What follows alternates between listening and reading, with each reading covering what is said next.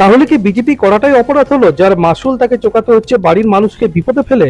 দুর্গাপুর ইস্পাত নগরী রানা প্রতাপের বাসিন্দা দুর্গাপুর পূর্ব 1 নম্বর মন্ডল সম্পাদিকা শাশ্বতী গিরি এখন এই অভিযোগই করছেন ক্যামেরার সামনে।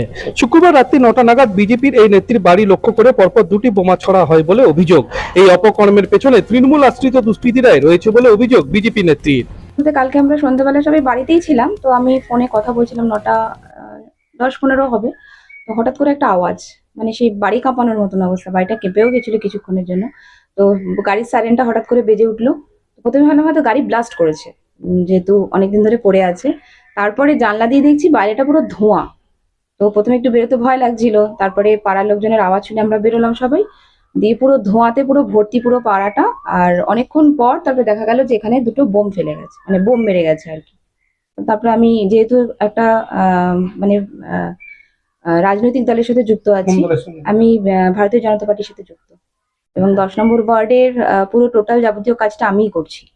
এটা কি মনে হয় যে এই বিজেপি করাটাই হচ্ছে আপনার কাছে এখন অপরাধ হয়ে গেল? মনে হয় সেটাই, কারণ এর আগে তো কোনোদিন এরকম অ্যাটাক হয়নি। তো এই প্রথম, কারণ আমি এখান থেকে ছোটবেলা থেকে মানুষ, এখানে সবাই আমাকে মোটামুটি ভালোই চেনে। তো সেক্ষেত্রে আমার সাথে কারো তো শত্রুতা নেই, পার্সোনালি কোনো শত্রুতা নেই যার জন্য এরকম একটা অ্যাটাক হবে। তো সেক্ষেত্রে এটাই মনে হচ্ছে যে রাজনৈতিক কারণের জন্যই ওনারা এই জিনিসটা করেছে, জাস্ট আমি যাতে কাজ না করি, একটা ভয় পাওয়ানোর ব্যাপার আর কি। তো তারপরে আমার দলের লোকজনকে ডাকলাম, সবাই এসেছিলেন, চন্দ্রশেখর দা এসেছিলেন, রজত দা এসেছিলেন, শুভ্রাদি এসেছিলেন। পরিবারের আতঙ্কিত বলতে সাময়িক একটা জাস্ট ওই মানে ট্রমা টাইপ যেটা, সেইটুকু ছিল। তো এখন অতটা আমাদের ভয়ের ব্যাপার নেই, কারণ আমরা বুঝতেই পেরেছি যে ওনারা আমাকে আটকানোর জন্য পুরো জিনিসটা করেছে। এটা অপোজিট পার্টির মতনই, মানে রাজনৈতিক দলেরই ব্যাপার। এবার অপোজিট যেহেতু টিএমসি আছে, সিপিএম আছে, অনেকেই আছে, তো সেক্ষেত্রে তো ক্লিয়ারলি বলা উচিত, মানে বলা বোঝা যাবে না জিনিসটা। হ্যাঁ, অবশ্যই। কাজ যখন করছি, মানে আমি বুঝতে পারছি যে ওরা ভয় পেয়েছে, যার জন্য আজকে আমাকে ভয় দেখাচ্ছে। কারা ভয় পেয়েছে? যারা অপোজিটে রয়েছে তারাই ভয় পেয়েছে।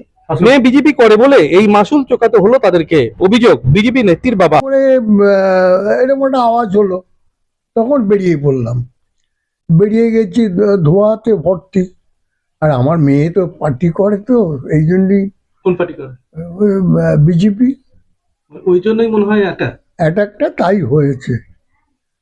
আর এখানে পরিচিত বলতে যারা আছে তার মধ্যে একজনকে আমাদের সন্দেহ হয়। আর সে বলে কোনো লাভ নেই, পাড়ার লোক। এই পার্টি করে না? সে করে, তৃণমূল করে। আমার এই লাইনেই ফার্স্টের কোয়ার্টারটাই আছে। তা আমাকে একটু আমার ডাউট হচ্ছে আর কি, আর কিছু না। ডাউটের উপরে তো সব নির্ভর করা যায় না, কনফার্ম না হয়। পুলিশ এসেছিল? হ্যাঁ, ও বাবা, গাড়ি ভর্তি হয়ে গেছে পাড়ায়। পুলিশ ইতিমধ্যে তদন্ত শুরু করেছে, তবে শাশ্বতী গিরি যে বিজেপি করেন এটা তিনি প্রথম ঘটনাস্থলে গিয়েই শুনলেন। পাল্টা প্রতিক্রিয়া 1 নম্বর ব্লক তৃণমূল কংগ্রেস সভাপতি রাজীব ঘোষের। আর তার চেয়েও বড় কথা, ঘটনা ঘটার সাথে সাথে বিজেপি 2 কর্মী কিভাবে পৌঁছে গেলেন ঘটনাস্থলে। তাহলে কি বিজেপি কর্মীরা আগে ভাগেই জানতো এখানে বোমা ফাটবে? পাল্টা প্রশ্ন এই তৃণমূল নেতার। না, দেখুন একটা জিনিস বলি, যে ওইখানে আমি দূরে ছিলাম, গেছি অনেকটা পরে, আমার যেতে দেরি হয়েছে, কিন্তু আমাদের যারা ওয়ার্ড প্রেসিডেন্ট, আমার ওয়ার্ড প্রেসিডেন্ট উপবোস এবং অন্যান্য যারা বুথের কর্মীরা, তারা রানা প্রতাপের নিচে আমাদের পার্টি অফিসেই ছিল সেই সময়, এবং ঘটনাস্থল ওখান থেকে 5 মিনিটের দূরত্ব। তো তারা খবর পেয়ে মানে ঘটনার মিনিট 10-এর মধ্যেই ওখানে পৌঁছে গেছে। তো ওখানে পৌঁছে গিয়ে তারা আমাকে জানাচ্ছে যে তারা পৌঁছানোর আগেই 2 জন বিজেপি কর্মী, তারা বেশ কিছুটা দূরে থাকে, তারা ওখানে পৌঁছে গেছে। তো তারা কি আগে থেকেই জানতেন যে ওই সময় বোম পড়বে? মানে এটা কি ওনাকে হাইলাইট করার ব্যাপার আছে বা এরকম কোনো ব্যাপার আছে? মানে নাহলে তারা এত আগে মানে একদম রেডি ছিল যে আমাদের ছেলেরা ওইখানে সামনে বসে সারা জীবন 365 দিন ওই অফিসে বসে, ওখান থেকে 5-7 মিনিটের দূরত্ব হয়তো 10 মিনিটে পৌঁছেছে, তার আগেই তারা পৌঁছে গেল। তার মানে তাদের কাছে কি আগেই খবর ছিল যে এই সময় বোমটা পড়বে? তারা আগে পৌঁছে গেলেন। এটা আমার আপনাদের কাছে বা চন্দ্রশেখর যিনি বলছেন তৃণমূলের কাছে আমার এটা জিজ্ঞাসা। নাটক। এসআইআর কাজে অশান্তি এড়াতে কেন্দ্রীয় বাহিনী নামবে এবার। যদি পুলিশ ব্যবস্থা না নেয় তাহলে ধারাবাহিক আন্দোলন শুরু হবে, হুঁশিয়ারি জেলা বিজেপির সহসভাপতি চন্দ্রশেখর বন্দ্যোপাধ্যায়।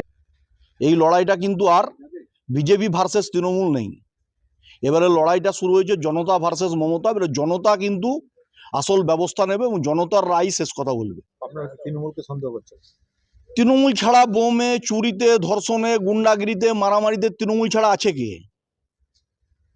আপনারা কি মনে করেন রামকৃষ্ণ মিশন, ইসকন, ভারত সেবাশ্রম সংঘ এরা আমার বোম ফেলতে আসবে? বাড়িতে এসে বোম মেরে দিয়ে গেল, এরকম ঘটনা দুর্গাপুরে তো বিরল। দুর্গাপুরের ইতিহাসে তৃণমূলই তো নতুন নতুন জিনিস করছে। তৃণমূল আমলে আইকিউ সিটিতে ধর্ষণ হলো, তৃণমূল আমলেই 17 সালের নির্বাচনে মুখ বাঁধা, গামছা বাঁধা লোকেরা মানুষের গণতন্ত্র লুণ্ঠন করলো। এরা হচ্ছে প্রতি মুহূর্তে গণতন্ত্রকে হরণ করতে চাইছে। এই গণতান্ত্রিক ব্যবস্থায় তৃণমূল দলটার প্রথম হচ্ছে রেজিস্ট্রেশন বাতিল করা উচিত। আপনারা দেখছেন না, এই কদিন ধরে তো আপনারাই নিউজ করছেন, কোর্টে বোম পাওয়া যাচ্ছে, পোস্ট অফিসে বোম পাওয়া যাচ্ছে, সারা বাংলায় তো বোমের ডেরা হয়ে গেছে। ঘটনার জেরে শনিবারও চাপা উত্তেজনা রয়েছে দুর্গাপুর ইস্পাত নগরে, এই জন্য রানা প্রতাপ এলাকায় পুলিশ তদন্ত শুরু করেছে। দুর্গাপুর থেকে অনুরাধা সেনগুপ্ত রিপোর্ট, খাঁটি খবর।